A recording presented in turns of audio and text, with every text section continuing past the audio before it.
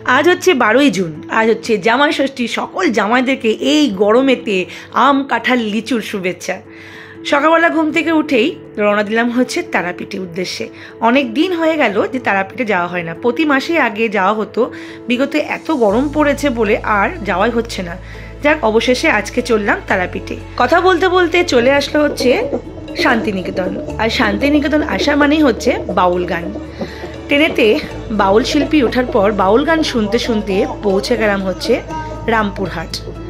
সবাই বলেছিল যে রামপুরহাটে মানে তারাপীঠে নাকি প্রচণ্ড গরম, থাকার মতন নয়। যাই হোক, গরম তো অবশ্যই, এই গরমেতেও মা যে টেনেছে এইটাই অনেক। বাট গরম কিন্তু সেরকমই নয় যে না আসার মতন।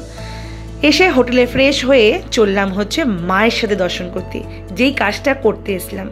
আর আজকের দিনে মন্দির একদম ফাঁকা। খুব সুন্দরভাবে মায়ের দর্শন করেছি, মাকে প্রণাম করেছি, মায়ের কাছে গিয়ে সুখ দুঃখের কথা বলেছি। যাই হোক, পুজো দেওয়া হয়ে গেছে। এবার বেরিয়ে পড়ছি মন্দির থেকে। যারা ভাবছেন যে তারাপীঠে আসবেন এত গরমেতে, গরম কিন্তু সেরকম নেই। যেই গরমটা আপনারা সহ্য করতে পারবেন সেরকমই গরম। তারপর ওখান থেকে চলে আসলাম হচ্ছে মায়ের চরণ পাদুকাতে। এখানে মাকে প্রণাম করে আজকের মতন এই মিনি ব্লগটাকে এখানেই শেষ করছি। পুরো ব্লগ ভিডিওটা দেবো কিন্তু কালকে, তার জন্য চ্যানেলটাকে সাবস্ক্রাইব করে রেখে দেবেন।